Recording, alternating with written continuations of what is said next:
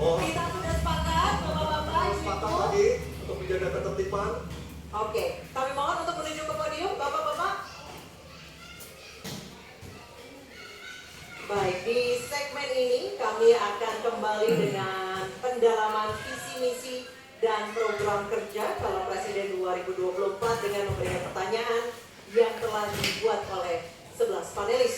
Namun sebelum itu kami ingatkan sekali lagi para hadirin dimohon untuk tenang dan supaya acara ini dapat berlangsung dengan Dan kondusif. menghormati hak berbicara Betul.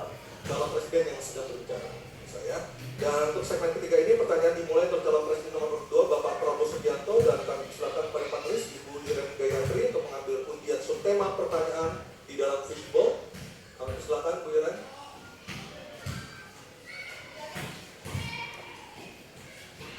Tersisa 3 subtema lagi untuk segmen ini. Sudah ada keamanan, hubungan internasional, dan juga pertahanan. Diperlihatkan Ibu Irene. Politik luar negeri. Oke, baik. Politik luar negeri. Selanjutnya panelis Bapak Kusnanto Anggoro untuk mengambil undian daftar pertanyaan dari fishbowl dan mohon diperlihatkan huruf yang tertera. Huruf A, B, atau C yang akan dipanggil oleh Pak Kusnanto Anggoro. Silakan, Pak Kus.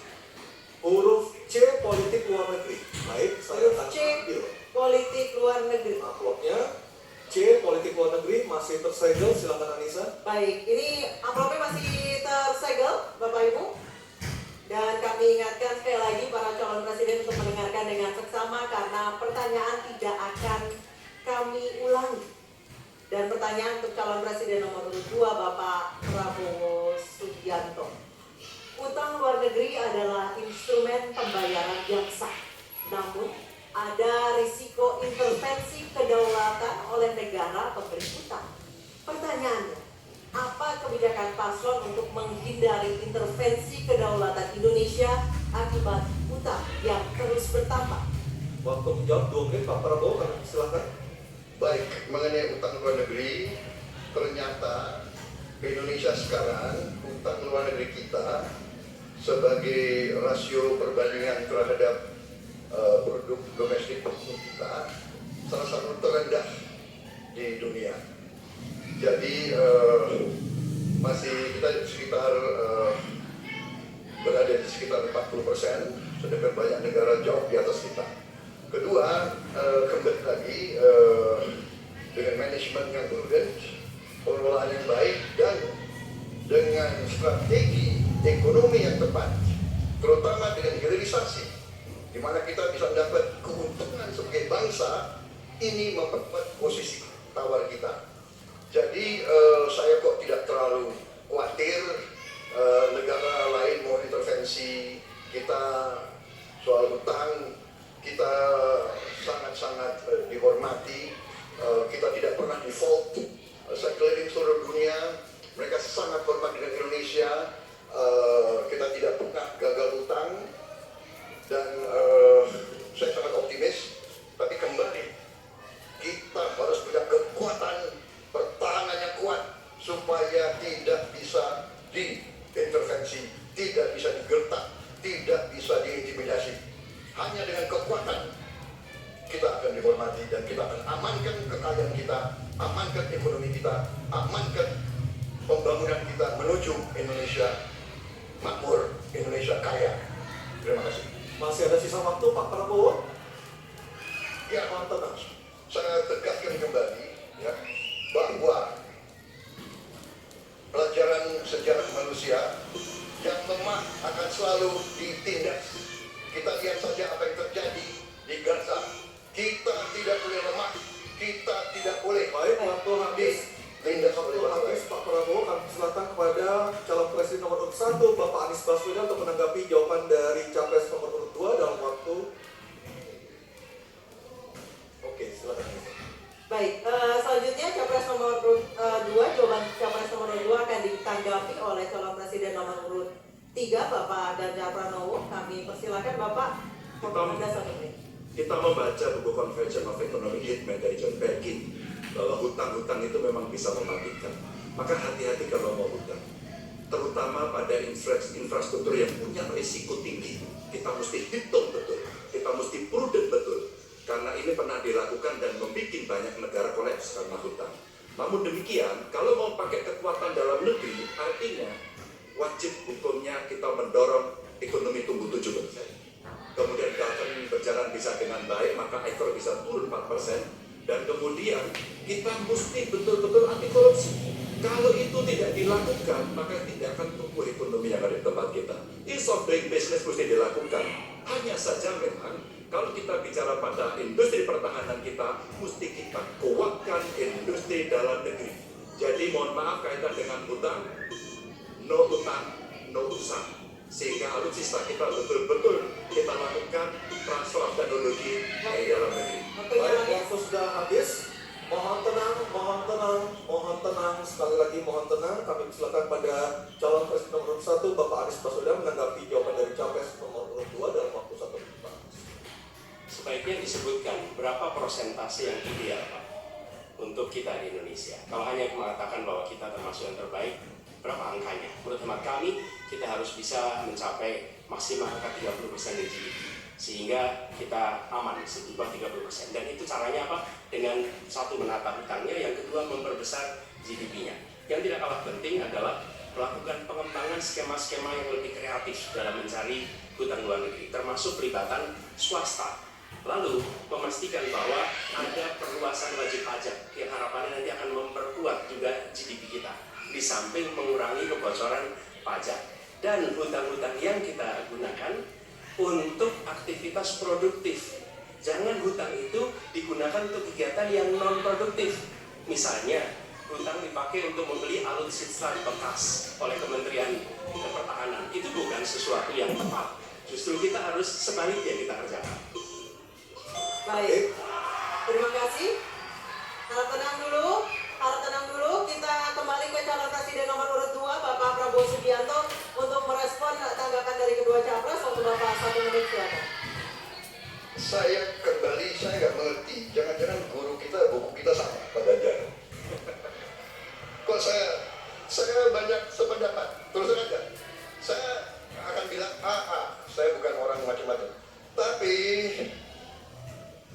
Pak Anies, saya kira Pak Anies perlu belajar ekonomi lagi, ya kan? Jadi kalau bilang ideal 30%, dasarnya apa? Yang di bawah kita itu Arab Saudi, Rusia, pokoknya negara-negara yang punya sumber alam yang luar biasa. Tetapi 40% ya salah satu terendah sekarang. Jadi kalau kita mau bangun industri, tadi saya setuju sebagian dari yang Bapak sampaikan. Oh iya, kenapa? Yang penting utang itu produktif. Itu saya setuju. Tapi kita bisa sampai 50%, tidak ada masalah. Kita tidak pernah default. Kita tidak pernah default. Kita dihormati di dunia. Terima kasih. Baik, terima kasih. Baik, kita beralih ke pertanyaan untuk calon presiden nomor urut 3 Bapak Ganjar Pranowo. Kami persilakan Majelis Laksamana TNI Purnawirawan Profesor Dr. Marsetio mengambil undian sub pertanyaan kelima dalam fishbowl. Baik. Tinggal bersisa 2 tangan lagi. Apa yang diambil oleh Pak Marsetio? Kita perlihatkan ke kamera, Pak. Geopolitik. Baik, geopolitik adalah subtema kelima. Dan selanjutnya kami persilakan kepada panelis Bapak Philip J. Vermonte untuk mengambil undian daftar pertanyaan dari dalam fishbowl.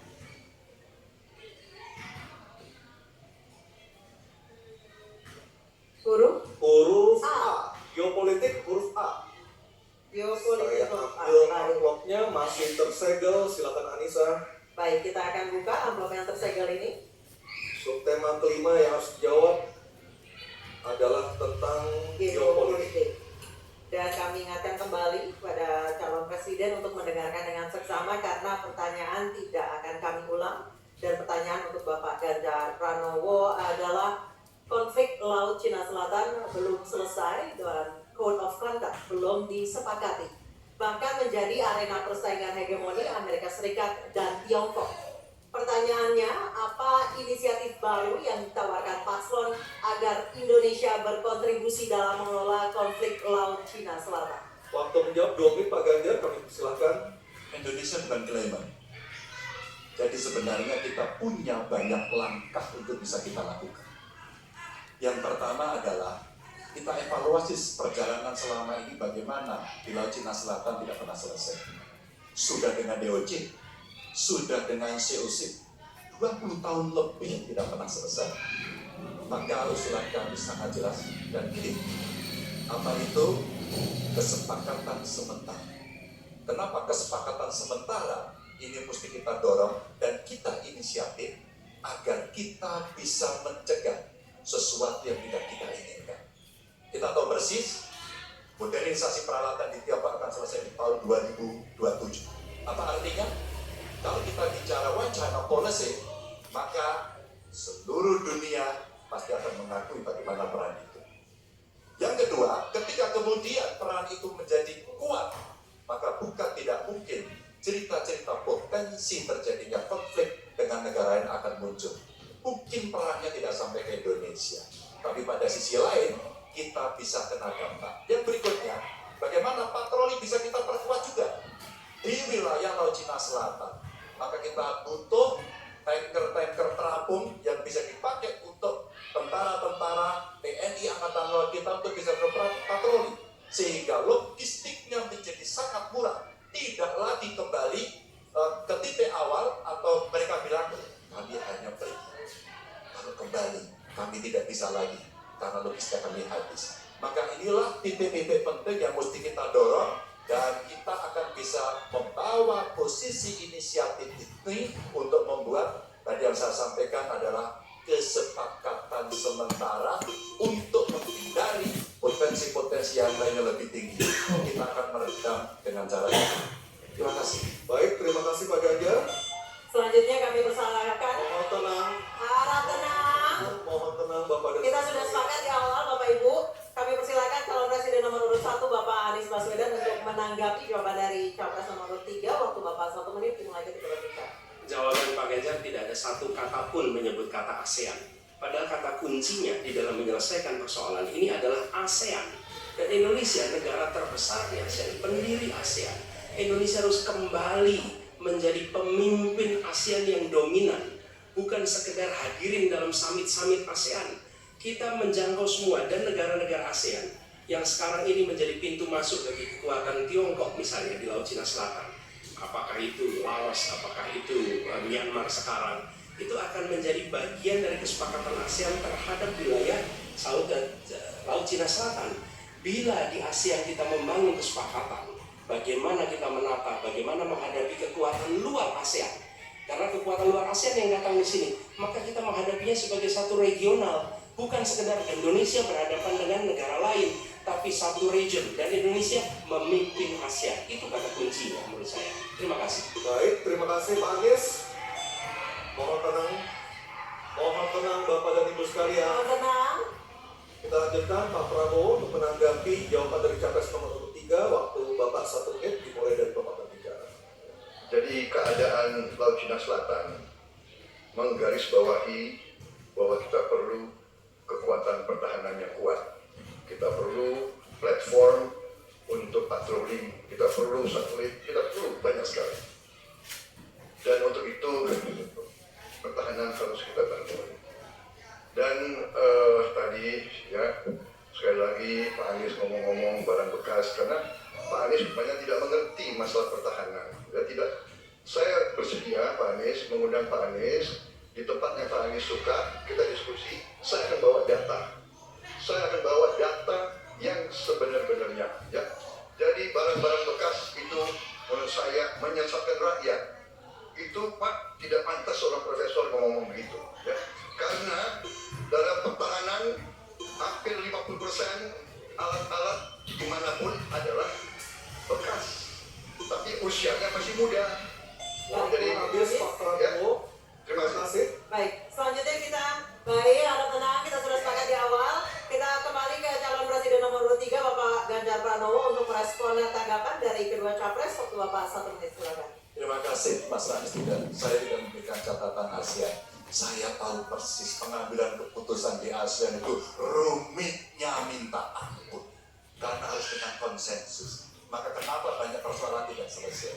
Disitulah ketika kemudian amanah yang diberikan kepada saya, revitalisasi ASEAN, agar kemudian pengambilan keputusannya tidak bulat. Sehingga kalau kita berbicara laut Cina Selatan kemudian menggerakkan ASEAN, oke itu betul. Tapi terbayangkan OC yang sudah lamanya minta ampun 20 tahun lebih tidak pernah selesai. Maka pengambilan keputusannya, proses pengambilan keputusan di ASEAN itulah yang mesti juga kita review sehingga akan bisa lebih cepat. Yang berikutnya, saya sepakat alutsista angkatan laut yang ada di sekitar sana harus menjadi prioritas. Dan begitu saya jadi presiden, kita tunjuk kedaulatan kita, gas yang ada di Natuna Utara harus dieksploitasi oleh kita sendiri untuk menunjukkan power kita. Waktu sudah habis Pak Ganjar, terima kasih. Oke. Mohon tenang, masih ada satu sub pertanyaan lagi harus dijawab oleh yang ketiganya. Pada sesi ini, pada segmen ini, kami beralih ke pertanyaan untuk calon presiden nomor urut 1, Bapak Anies Baswedan, dan kami persilakan kepada Profesor Dr. Widya Setiabudi Sumadinata untuk mengambil undian pertanyaan subtema. Silakan Pak Widya. Ini adalah yang terakhir. Keenam.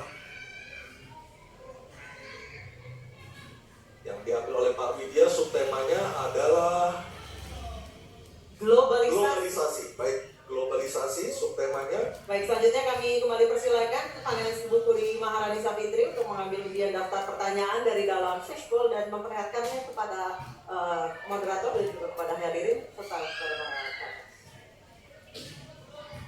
C. Globalisasi C. Baik, saya ambil amplopnya C, globalisasi masih tersegel. Bisa silakan. Baik, sekali lagi masih tersegel. Ini globalisasi huruf C. Kita akan lihat bersama. Kami ingatkan kembali sekali lagi bagi para calon presiden untuk mendengarkan pertanyaan dengan seksama karena kami tidak akan ulang. Pertanyaan untuk Bapak Anies Baswedan adalah globalisasi membuka peluang masuknya budaya asing ke Indonesia, tetapi juga memungkinkan budaya Indonesia untuk mendunia. Pertanyaannya, bagaimana strategi paslon mempromosikan budaya populer Nusantara untuk mendukung pertumbuhan ekonomi nasional? Waktu Bapak menjawab 2 menit, Pak Anies, kami silakan. Negara harus mengalokasikan sumber daya yang cukup di bidang kebudayaan, bukan dipandang sebagai biaya tapi dipandang sebagai investasi. Dengan begitu, maka karya-karya kita dari mulai kuliner, karya seni seperti film itu menjadi tumbuh berkembang dan kemudian bisa dibawa ke level global. Dan kita berencana di dalam diplomasi ini melibatkan semua, diaspora dilibatkan, mahasiswa dilibatkan, mereka yang berada di luar diajak menjadi bagian dari diplomasi. Kemudian yang tidak kalah penting, kita ingin membangun rumah kebudayaan Indonesia di tiap-tiap region di seluruh dunia. Sehingga di tiap-tiap region kita akan memiliki satu tempat di mana Indonesia menunjukkan karya budayanya, di mana kita menjual kepada mereka bukan sekedar komoditas perekonomian, tapi juga kita menawarkan kepada mereka nilai karya budaya Indonesia. Kemudian kuliner, kita merencanakan untuk membantu mendorong tumbuhnya restoran-restoran, kafe-kafe Indonesia di berbagai kota besar di seluruh dunia. Sebagaimana sekarang di Jakarta kita menyaksikan banyak sekali restoran asing di sini. Kita harus memiliki rumah kuliner Indonesia di berbagai tempat. Dan itu siapa? Negara yang ada di belakangnya, negara yang fasilitasi. Dengan begitu maka swasta yang terlibat akan bisa mengelola ini, tapi awalnya investasi dari negara. Dan lalu disiapkan kredit yang memungkinkan bagi usaha kecil mikro untuk menjadi bagian dari diplomasi kebudayaan Indonesia. Kemudahan di dalam permodalan, kemudian di dalam mengakses pasar internasional, itu semua dilakukan supaya seluruh jajaran bisa terlibat di dalam kampanye diplomasi kebudayaan Indonesia. Terima kasih. Baik, terima kasih Pak Anies. Baik, selanjutnya calon presiden nomor urut 2, harap tenang. Mohon tenang, Bapak dan Ibu, mohon tenang. Calon presiden nomor urut 2, Bapak Prabowo Subianto untuk menanggapi jawaban dari capres nomor urut 1. Waktu Bapak 1 menit, silakan. Saya kira yang disampaikan Pak Anies masuk akal ya, walaupun memang bersifat normatif, ya. Memang kembali kalau dikatakan negara yang harus berperan, kuncinya adalah bahwa kita ini harus punya dana yang cukup, kita harus punya tabungan yang cukup, kita harus punya sovereign wealth fund yang cukup. Untuk itu kita harus punya laba yang cukup, kita harus punya neraca perdagangan yang positif, kita harus punya tabungan yang banyak, dan untuk itu hanya bisa dilakukan dengan hilirisasi, dengan penghematan, dengan efisiensi, dengan penerimaan pajak yang baik dan yang efisien. Saya kira itu. Baik, terima kasih Pak Prabowo. Selanjutnya kita dengar, mohon tenang, kita dengar tanggapan ataupun jawaban dari calon presiden nomor urut 3 Bapak Ganjar Pranowo menanggapi jawaban capres nomor urut 1. Waktu Anda 1 menit Pak Ganjar, kami persilahkan. Teknologi digital sudah mendunia, kita semua menggunakan itu. Maka ada satu kata namanya viralisme. Maka ketika kemudian ada yang konvensional, kita mendorong agar para duta besar kita, diplomat kita untuk menjadi tenaga pemasar, mereka menjadi fasilitator, mereka juga kemudian mempromosikan yang ada dalam negeri maupun menarik yang potensi di luar negeri ke dalam negeri dengan berbagai kerjasama dan fasilitasi dari negara. Maka viralisme sebenarnya bagian yang bisa kita dorong dari tanah air sendiri. Kalau kita lihat Nicky, Rich Brian, Karina seorang intelektual yang hebat sekali yang menemukan antivirus AstraZeneca. Dia diaspora yang hebat, kita promosikan, kita viralkan. Nicky Rich Brian, Voice of Banjepram yang kemudian mendunia kita fasilitasi, maka dialah yang akan bisa mendapatkan keuntungan dan sekaligus menjadi diplomat Sudah Indonesia. habis, Pak Ganjar. Oke, harap tenang. Mohon Harap tenang. harap tenang. Selanjutnya kita kembali ke calon presiden nomor urut 1 Bapak Anies Baswedan untuk merespon tanggapan dari kedua capres. Waktu Bapak 1 menit, silakan. Terima kasih. Kami bersyukur sekali bahwa Bapak berdua sepaham dengan apa yang kami gagas. Dan ketika kami ditugaskan sebagai Presiden Indonesia, sebagai Panglima Diplomasi, maka setiap kegiatan ke luar negeri adalah bersama dengan delegasi kebudayaan, delegasi seni, dan datang ke pusat-pusat kegiatan kebudayaan, kesenian di negara yang dikunjungi. Bukan hanya datang rapat lalu pulang, tapi datang di sana menemui aktivitas-aktivitas kesenian, kebudayaan, sehingga mereka pun menyadari bahwa Indonesia ini negeri yang kaya budayanya. Karena setiap presidennya datang, dia membawa delegasi kebudayaan, ditunjukkan di sana, bukan datang rapat, ikut lalu pulang. Dan dengan cara seperti itu, maka dunia akan menyaksikan. Ingat, setiap presiden datang sebuah negara, seluruh media di negara itu memperhatikan. Itu kesempatan luar biasa untuk mempromosikan Indonesia, dan itu yang kami kerjakan di samping yang sudah kami lakukan, kami kesepakatan tadi. Terima kasih. Baik, terima kasih Pak Anies, Pak Ganjar, dan Pak Prabowo. Dan kami persilakan untuk para capres untuk kembali ke tempat duduk masing-masing. Dan kita akan jeda sejenak dan debat ketiga calon presiden.